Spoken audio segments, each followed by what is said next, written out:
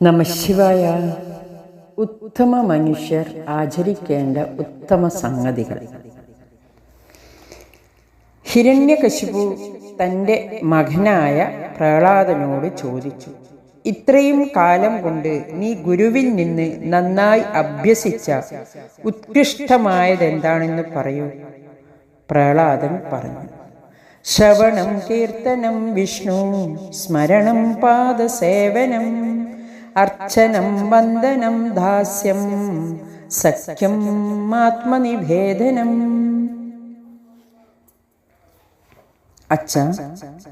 ഒരു ഉത്തമ മനുഷ്യൻ ആചരിക്കേണ്ട കാര്യങ്ങൾ ഞാൻ എൻ്റെ ഗുരുവായ നാരദോപദേശത്തിൽ നിന്നും പഠിച്ച ഉത്തമ സംഗതികൾ പറയാം. സർവത്ര വ്യാപിച്ചു നിറഞ്ഞിരിക്കുന്ന ഭഗവാനായ ശ്രീ വിഷ്ണുവിൻ്റെ മാഹാത്മ്യത്തെ മഹാന്മാർ കീർത്തിക്കുന്നത് കേൾക്കുക, ശ്രവണം. അതിനെ തന്നെ കീർത്തിക്കുക, കീർത്തനം.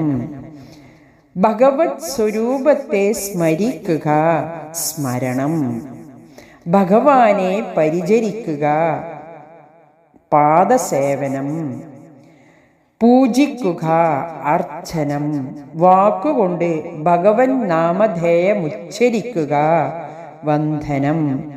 ദേഹത്താൽ ദണ്ഡ നമസ്കാരം ചെയ്യുക, ദാസ്യം.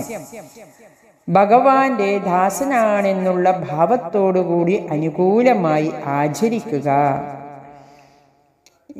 സഖ്യം, മിത്രമാണെന്നുള്ള ഭാവത്താൽ ഭഗവാനെ പൂർണ്ണമായി വിശ്വസിക്കുക. ആത്മനിവേദനം, തൻ്റെ ശരീരത്തെയും ശരീര സംബന്ധികളായ ധനധാന്യ ഭവന ഭാര്യ പുത്രാദികളെയുമെല്ലാം ഭഗവാനായിട്ട് സമർപ്പിക്കുക.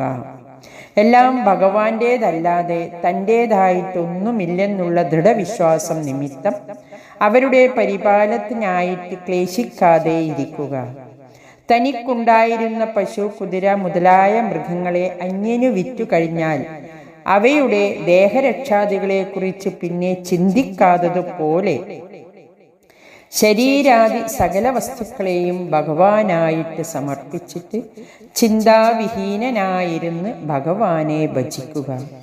ഇങ്ങനെ 9 വിധം ലക്ഷണത്തോടു കൂടിയ ഭക്തിയെ, നവധാ ഭക്തിയെ, പരമപ്രേമത്തെ ഫലകാംക്ഷ കൂടാതെ ഭഗവാനിൽ സമർപ്പിക്കുവാൻ മനുഷ്യരാശികൾ അഭ്യസിച്ചുവെങ്കിൽ അതിനെ ഉത്തമമായ അഭ്യാസമെന്നു ഞാൻ വിചാരിക്കുന്നു.